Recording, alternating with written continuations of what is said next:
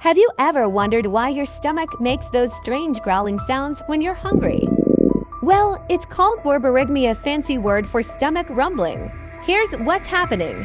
When your stomach and intestines are empty, your brain signals the digestive muscles to contract.